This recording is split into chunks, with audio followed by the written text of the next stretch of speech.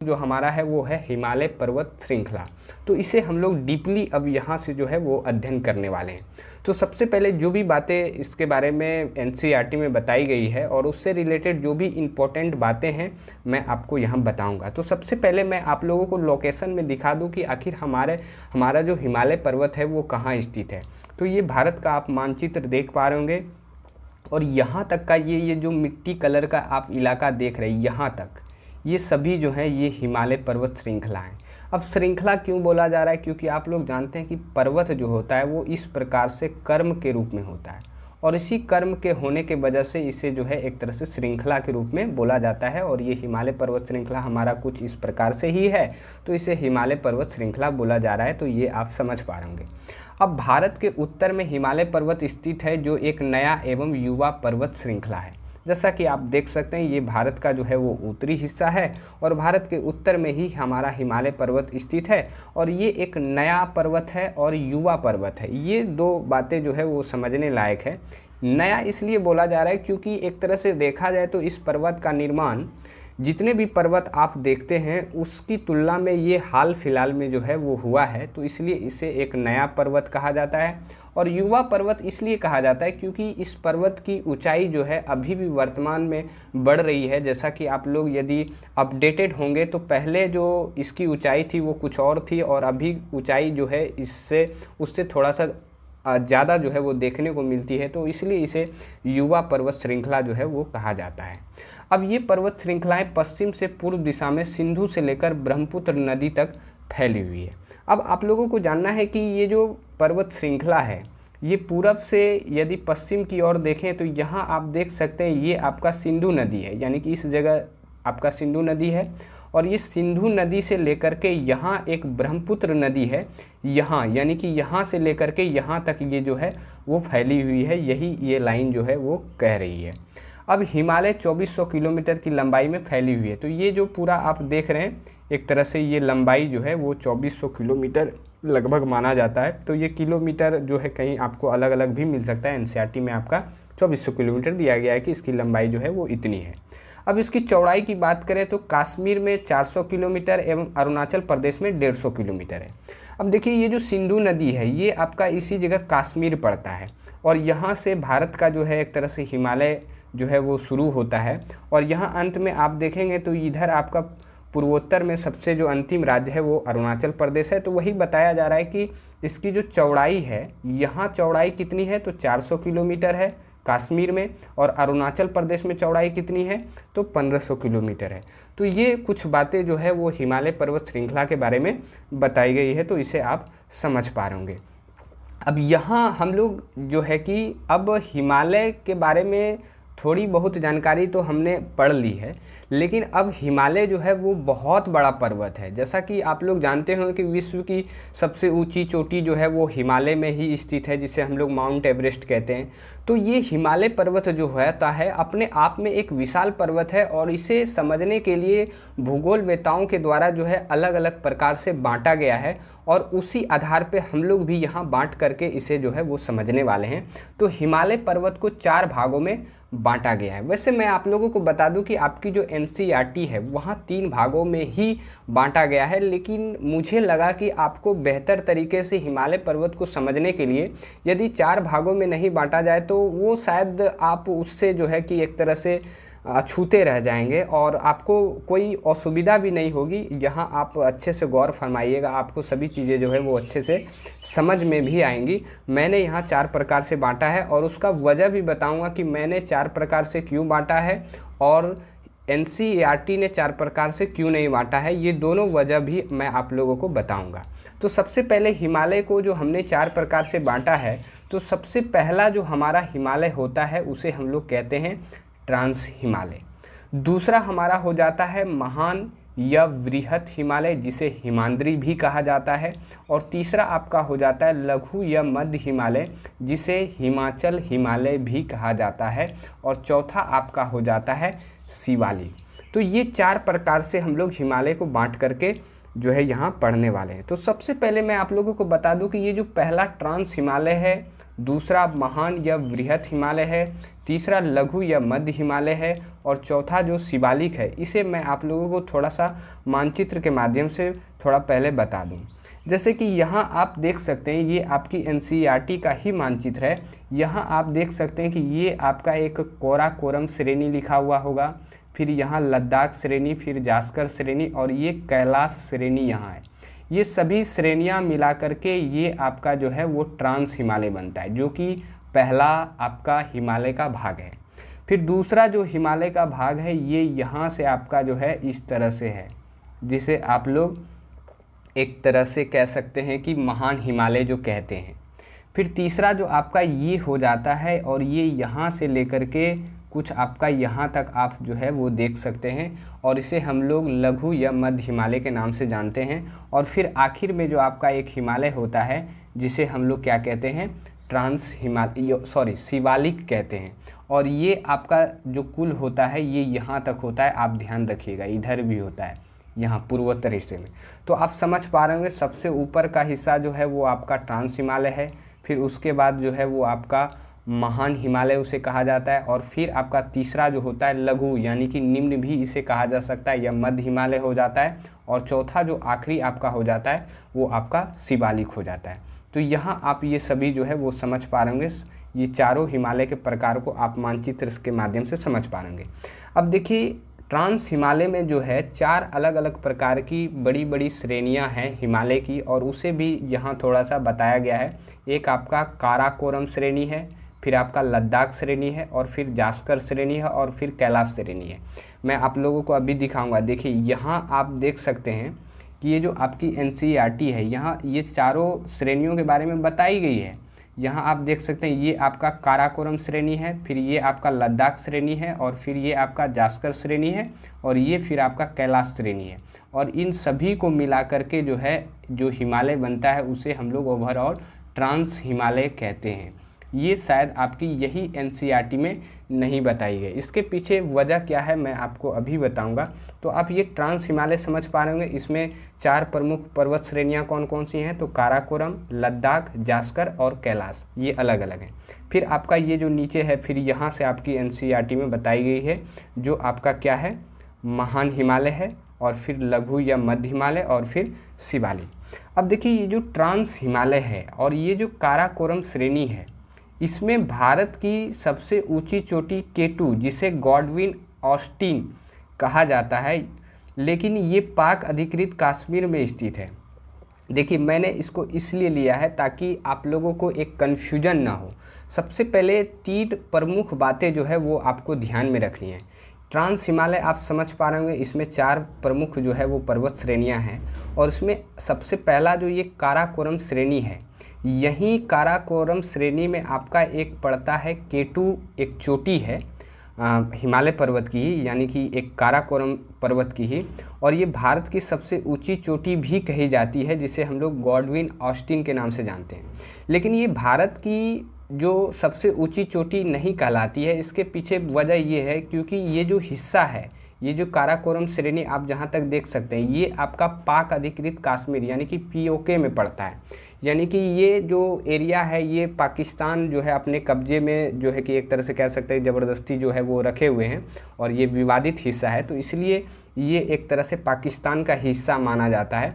तो इसलिए कभी कभी इस तरह से घुमा के क्वेश्चन पूछा जाता है कि भारत की सबसे ऊंची चोटी आखिर कौन सी होगी, जो वर्तमान हिमालय में यानी कि भारत के हिस्से में जो है मौजूद है।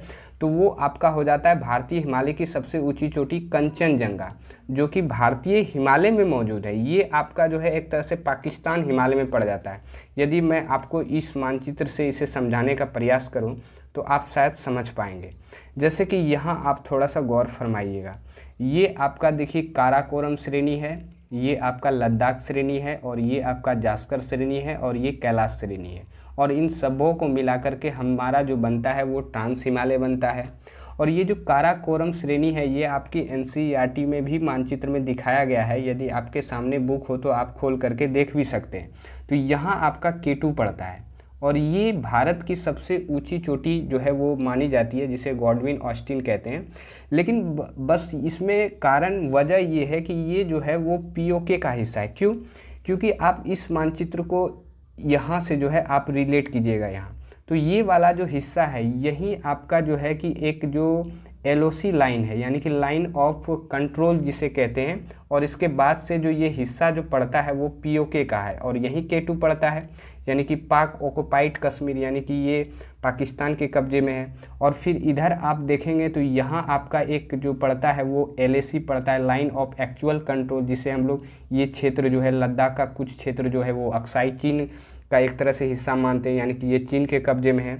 और ये सभी एरिया जो हैं वो विवादित हैं, लेकिन ये जो K2 है ये आपका पाकिस्तान में पड़ता है, तो इसलिए ये भारत की सबसे ऊंची चोटी जो है वो नहीं होगी।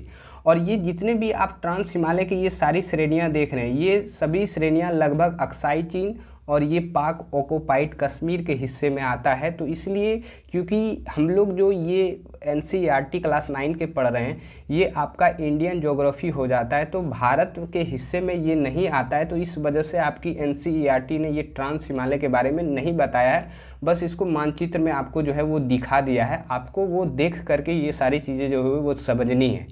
तो मुझे लगा कि आपको ये चीज़ें बतानी बहुत ज़रूरी है, तो इसलिए मैंने इसे लिया है।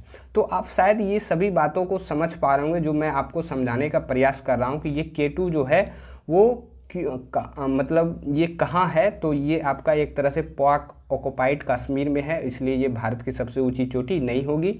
और ये ट्रांस हिमालय को एक तरह से आपकी NCERT में क्यों नहीं बताया गया, तो ये आप समझ पा रहे होंगे कि क्यों नहीं बताया गया। अब यहाँ आपको ध्यान में ये रखना है कि भारत की जो सबसे ऊंची चोटी हो जाती है वो आपका होगा कंचनजंगा। इसे मैं आगे बताऊंगा, यहाँ सिर्फ आपको ये ध्यान में रखना है कि K2 यदि नहीं होगा तो कौन सा होगा, ये कंचनजंगा होगा, और इसकी जो ऊंचाई है वो 8,598 मीटर है। और ये आपका एक तरह से महान हिमालय या वृहत हिमालय के हिस्से में ही पड़ता है। वैसे आगे मैं बताऊंगा, सिर्फ आपको नोट में एक रफली यहाँ जो है वो ध्यान में रखना है। उसके बाद जो है विश्व की सबसे ऊंची चोटी जो है वो माउंट एवरेस्ट है, जिसकी ऊंचाई जो है वो 8,850 मीटर है, और ये भी आपका जो है महान या वृहत हिमालय के हिस्से में ही आता है। वैसे ये माउंट एवरेस्ट जो है वो नेपाल में पड़ता है। और फिर तीसरा आपका लघु या मध्य हिमालय, और चौथा आपका शिवालिक हो जाता है। तो यहाँ आप समझ पा रहे होंगे, यदि पूछे कि आपको वर्तमान में भारत में जो हिमालय की सबसे ऊंची चोटी होगी वो कंचनजंगा होगा, और विश्व की सबसे ऊंची चोटी वो आपका माउंट एवरेस्ट है। और ये K2 आप समझ पा रहे होंगे कि ये कहाँ का है। वैसे कंचनजंगा ऑप्शन में नहीं दे तो आप K2 जो है वो मार सकते हैं। तो शायद ये इन सभी बातों को आप समझ पा रहे होंगे। अब इसी को मैं एक एक करके जो है आगे एक एक करके जो है वो समझने वाले। तो सबसे पहला जो हमारा हिमालय का भाग था वो तो ट्रांस हिमालय था, उसके बारे में तो मैंने आपको बता ही दिया कि आपकी NCERT में नहीं बताई है। और मैंने क्यों बताई, क्योंकि उससे जो वो K2 वाला मसला था वो मैं आप लोगों को समझाने का प्रयास कर रहा था, जो कि आप समझ भी गए होंगे। इसलिए ट्रांस हिमालय के बाद जो हमारा दूसरा जो है वो महान या वृहत हिमालय कहते हैं, जिसे हम लोग हिमाद्री भी कहते हैं। वैसे NCERT के हिसाब से देखा जाए तो ये हिमालय का पहला भाग होगा। तो शायद यहाँ अब हम लोग महान या वृहत हिमालय, जिसे हम लोग हिमाद्री कहते हैं, उसके बारे में यहाँ से हम लोग पढ़ेंगे। तो इसी में हिमालय के सभी मुख्य ऊंचे शिखर पाए जाते हैं, यानी कि महान या वृहत हिमालय जो हमारा है, जैसे कि मैं आप लोगों को थोड़ा सा दिखाऊं तो यहाँ का ये जो हिस्सा है ये तो आपका ट्रांस हिमालय हो जाता है। और दूसरा जो महान इसके बाद है महान, जिसे हम लोग वृहत हिमालय या हिमाद्री कहते हैं, वो हिस्सा कुछ इस प्रकार से यहाँ तक आपका जो है वो होता है। और ये हिस्सा जो है, ये हिस्सा में ही आपका सबसे जो प्रमुख ऊंचे ऊंचे शिखर जो हैं वो इसी एरिया में जो है वो पाए जाते हैं, जिसमें आपका आ जाता है कंचनजंगा, माउंट एवरेस्ट और नामचा बरुआ। ये सभी सबसे ऊंचे शिखर माने जाते हैं हिमालय पर्वत के। और ये जो महान या वृहत हिमालय है इसी में ये पाए जाते हैं। जैसे कि आप कंचनजंगा जानते हैं भारत की सबसे ऊंची चोटी है, और ये तो विश्व की सबसे ऊंची चोटी है। अब ये नामचा बरुआ जो है, इसे आप लोगों को थोड़ा सा ध्यान में रखना है कि ये पूर्व भारत की सबसे ऊँची चोटी है नामचा बरुआ, जिसकी ऊँचाई जो है वो 7,758 मीटर है। ये आपका एक तरह से अरुणाचल प्रदेश में पड़ता है। तो आप यहाँ एक नई चीज़ ये जान पा रहे हैं कि पूर्व भारत की सबसे ऊंची चोटी पूछे तो आप नामचा बरुआ को ध्यान में रखिएगा। और ये आपका किस में पाया जाता है, ऐसा पूछा जाएगा कि किस हिमालय का ये हिस्सा है, तो ये महान या वृहत हिमालय, जिसे हिमाद्री कहते हैं, उसका हिस्सा ये तीनों ऊंची ऊंची चोटियाँ जो हैं वो हैं। अब इसमें 6,000 मीटर की औसत ऊंचाई वाले ज़्यादा ऊंचे शिखर हैं, यानी कि इसमें बताया जा रहा है कि 6000 मीटर तक की ऊंचाई वाले आपको इसमें जो है कि पर्वत मिलेंगे। जैसे कि औसत ऊंचाई वाले ज़्यादा ऊंचे पर्वत यानी कि 6000 मीटर से अधिक ऊंचाई वाले मिलेंगे। जैसे कि आप यहाँ चारों जो देख रहे हैं, तीनों जो देख रहे हैं, ये 6000 से सभी जो हैं वो ऊंचे आपको यहाँ दिखाई दे रहे होंगे। अब इस हिमालय का क्रोड ग्रेनाइट का बना होता है, यानी कि इस हिमालय का जो क्रोड होता है वो ग्रेनाइट चट्टान से जो है वो बना होता है। यह हमेशा बर्फ़ से ढकी रहती है तथा इससे बहुत ही हिमानियों का प्रवाह होता है। यानी कि ये जो हिस्सा है, ये जो आपका महान हिमालय है, ये हिस्सा लगभग जो है ज़्यादातर वो बर्फ़ से ढकी रहती है और इसे यहाँ से बहुत सारी हिमानियों यानी कि बर्फ़ की नदियों का प्रवाह होता है। तो ये आपको महान या वृहत हिमालय में इतनी बातें ध्यान में रखनी है। आपको ये 3 बातें तो ध्यान में रखनी है कि ये कहाँ पाया जाता है, तो वो महान या वृहत हिमालय में पाया जाता है। वैसे ये नाम सभी मैंने इसलिए ले लिया ताकि आपको कन्फ्यूजन ना हो, आपको सभी चीज़ें जो है वो आसानी से समझ में आए, इसलिए सभी अलग अलग नामों को मैंने एक जगह जो है वो सेलेक्ट कर लिया है। जैसे अब हमारा तीसरा जो हिमालय का भाग है वो लघु। लघु का मतलब होता है छोटा, यानी कि इसे निम्न भी कभी कभी कहा जाता है, तो आप कंफ्यूज नहीं होना है। लघु या मध्य हिमालय, जिसे हिमाचल हिमालय भी कहा जाता है, और ये एनसीईआरटी के हिसाब से हिमालय का दूसरा भाग होगा और मेरे हिसाब से ये तीसरा भाग होगा हिमालय पर्वत का। अब यह पर्वत श्रृंखला कश्मीर से हिमालय तक फैली हुई है। अब मैं आप लोगों को बता दूं कि ये लघु या मध्य हिमालय, जिसे हिमाचल हिमालय कहते हैं, ये कहाँ से कहाँ तक फैली हुई है, तो ये यहाँ कश्मीर से लेकर के ये हिमाचल प्रदेश तक जो है वो फैली हुई है। यहाँ आप ये काले कलर का जो मैंने यहाँ दिखा दिया है। इस पर्वत की ऊंचाई जो है वो 3700 मीटर से 4500 मीटर के बीच है। यानी कि इस पर्वत की ऊंचाई जो होगी वो 3700 से 4500 मीटर के बीच जो है वो पाई जाएगी। इस पर्वत में सबसे लंबी पर्वत श्रृंखला का नाम जो है वो पीर पंजाल है, जो कि सबसे महत्वपूर्ण श्रृंखला है। आपको ये ध्यान में रखना है कि ये जो पीर पंजाल पर्वत श्रृंखला है, ये लघु या मध्य हिमालय का सबसे ऊंचा एक तरह से शिखर है, और इसका नाम क्या है, तो वो पीर पंजाल है, जो कि एक तरह से कह सकते हैं महत्वपूर्ण श्रृंखला है। और ये आपको ध्यान में रखना है कि पीर पंजाल जो है वो हिमालय के किस भाग में है, तो लघु या मध्य हिमालय के भाग में है। अब इसके अलावे इस पर्वत में धौलाधर एवं महाभारत श्रृंखलाएं भी महत्वपूर्ण हैं। यानी कि इसके अलावे, यानी कि पीर पंजाल के अलावे इसमें आपका धौलाधर और महाभारत, ये 2 और श्रृंखलाएं भी जो है वो इसमें पाई जाती है। और इसके अलावे मसूरी श्रेणी भी आपका जो है वो इसी में पाया जाता है। तो ये चीज़ें आपको ध्यान में रखनी है लघु या मध्य हिमालय में। अब हमारा जो आखिरी हिमालय का भाग है वो हमारा हो जाता है शिवालिक, जिसे हम लोग बाय हिमालय भी कहते हैं, क्योंकि ये लास्ट हो जाता है। आप जैसे कि थोड़ा सा पहले मैं मानचित्र में आपको दिखा दूं, तो यहाँ आप देख सकते हैं ये आपका हो जाता है पूरा जो है ये शिवालिक है, और ये यहाँ तक पाया जाता है। ये आपको ध्यान में रखना है। आप यहाँ मानचित्र में देख सकते हैं ये यहाँ तक पाया जाता है, और ये सबसे अंत में है, यानी कि सबसे नीचे है, तो इसलिए इसे बाय हिमालय भी कहा जाता है। देखिए आपको एक कर्म भी ध्यान में रखना है। ऊपर का सबसे तो ट्रांस हिमालय था, फिर महान हिमालय था, फिर लघु या मध्य हिमालय, और फिर आपका कौन सा है, शिवालिक है। तो ऐसे कभी कभी कर्म में भी सीरीज में सजाने के लिए दे दिया जाता है, तो ये भी आपको ध्यान में रखनी है। अब यह हिमालय पर्वत का सबसे दक्षिणी भाग है, जो पश्चिम से पूर्व तक फैला हुआ है। यानी कि ये कह सकते हैं कि ये जो अभी जो हमने भारत के हिमालय को, यानी कि भारतीय हिमालय पर्वत को जो मैंने आपको बांट करके बताया, ये एक तरह से हमने उत्तर से दक्षिण की ओर बांटा था। उत्तर से किधर, दक्षिण की, यानी कि एक तरह से कह सकते हैं नीचे से ऊपर तक। तो वही बताया जा रहा है कि हिमालय पर्वत का सबसे ये दक्षिणी भाग है। यानी कि उत्तर से आते आते हम लोग दक्षिण आ रहे थे, तो ये लास्ट में आपका सबसे शिवालिक पड़ता है। तो ये सबसे दक्षिणी भाग है, जो कि पश्चिम से पूर्व तक फैली हुई है। यानी कि ये आपका हो जाता है एक तरह से पश्चिमी एरिया, और यहाँ से लेकर के ये यहाँ तक फैली हुई है, तो इसलिए कहा जाता है पश्चिम से पूर्व तक ये फैला हुआ है। इस पर्वत की ऊंचाई जो है वो 900 से 1100 मीटर के बीच है। यानी कि इसकी ऊंचाई जो है वो 9 से 1100 मीटर के बीच आपको मिलेगी। इसका विस्तार पाकिस्तान की सुलेमान पहाड़ी से लेकर भारत और म्यांमार के बीच सीमा बनाने वाले आरा काम पर्वत तक है। यानी कि इसका विस्तार जो यहाँ आप देख सकते हैं, ये सुलेमान श्रेणी है जो कि पाकिस्तान में पड़ता है, और यहाँ से लेकर के यहाँ आप जो ये पूर्वोत्तर में भारत का जो पड़ोसी देश है म्यांमार, इसमें जो एक पर्वत के द्वारा सीमा बनाई जाती है जिसे आराकाम पर्वत कहा जाता है, यहाँ तक ये हिमालय यानी कि शिवालिक हिमालय जो है वो फैला हुआ है, ये आपको ध्यान में रखना है। अब मध्य हिमालय तथा शिवालिक के बीच स्थित लंबवत घाटी, लंबवत यानी कि एक तरह से कह सकते हैं कि समतल घाटी को दून और द्वार के नाम से जाना जाता है।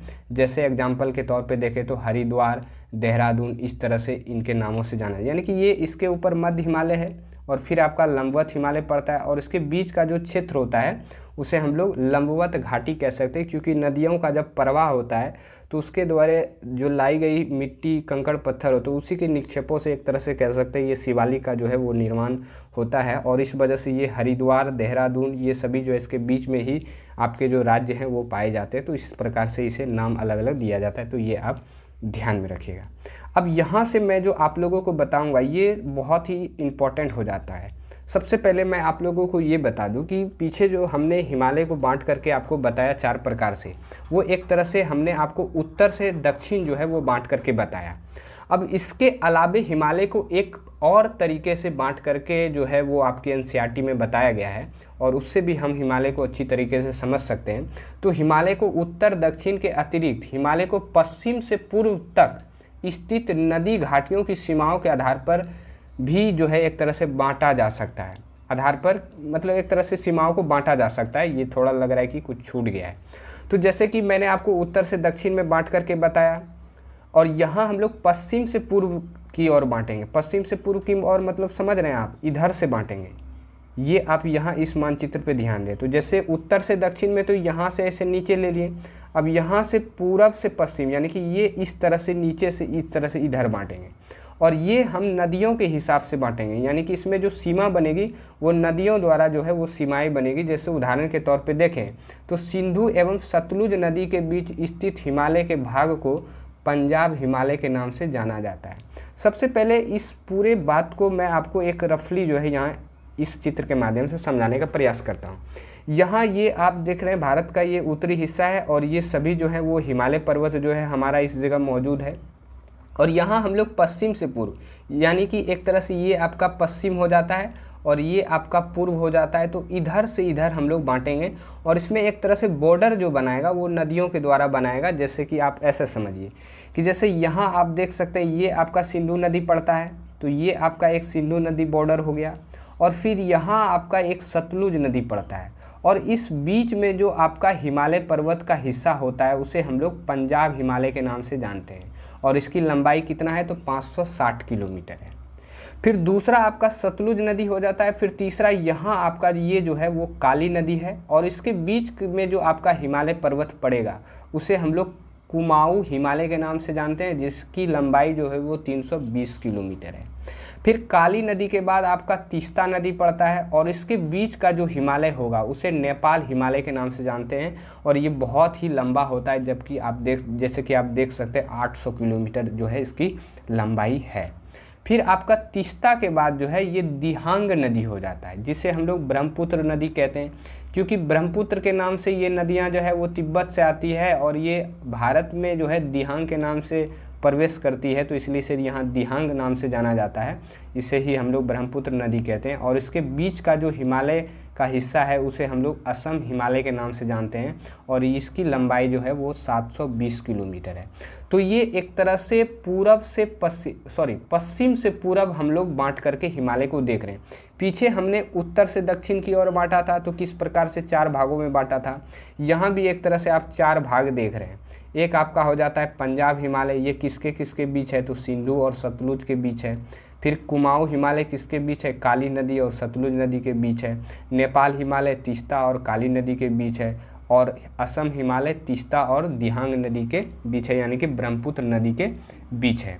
और फिर इधर जो मैंने आपको बताया कि ये शिवालिक जो होता है कुछ यहाँ तक होता है और इधर जो ये आपका बच जाता है ब्रह्मपुत्र नदी के इस पार का, इसे पूर्वो हिमालय के नाम से जाना जाता है। तो शायद आप इस मानचित्र के माध्यम से ये जो मैंने आपको पश्चिम से पूरब हिमालय को बांट करके बताया ये शायद आप समझ पा रहे हैं। जिसमें आपसे पूछा ये जाएगा कि एक तरह से सिंधु नदी और सतलुज नदी के बीच का जो हिमालय का हिस्सा होता है उसे किस नाम से जाना जाता है तो पंजाब हिमालय। इसकी लंबाई पूछेगी तो 560 किलोमीटर है।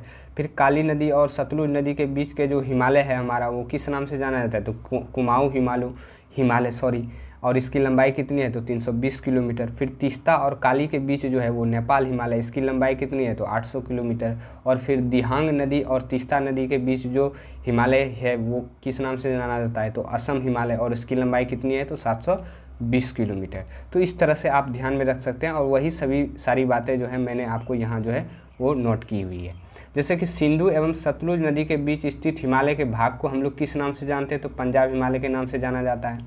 अब नोट में आपको ध्यान में रखना है कि ये जो पंजाब हिमालय है, पश्चिम से पूर्व इस पंजाब हिमालय को कश्मीर तथा हिमाचल हिमालय के नाम से भी जाना जाता है।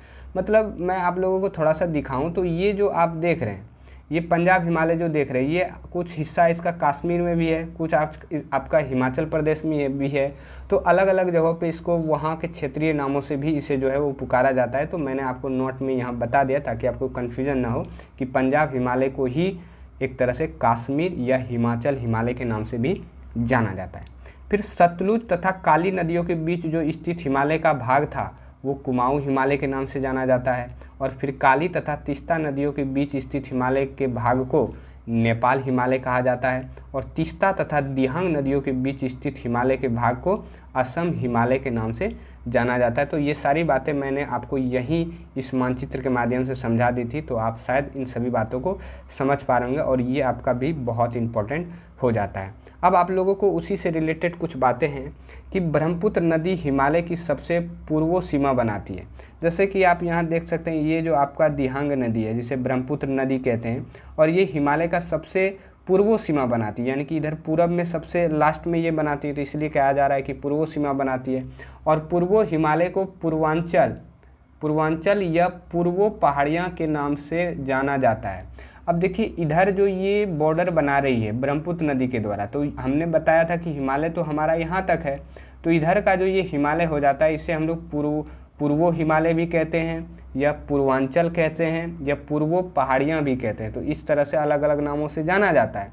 और इसी पूर्वांचल यानी कि ये जो पूर्व हिमालय है, इसमें आपका पटकाई, नागा, मिजो, मणिपुर पहाड़ियाँ जो हैं वो शामिल है। ये सभी छोटी छोटी पहाड़ियाँ जो है आपका पूर्व हिमालय यानी कि पूर्वांचल हिमालय में ही स्थित है। कभी कभी ऐसा भी पूछ दिया जाएगा कि पूर्वांचल हिमालय में कौन सी छोटी छोटी पहाड़ियाँ जो है वो स्थित है, तो पटकाई, नागा, मिजो और मणिपुरी।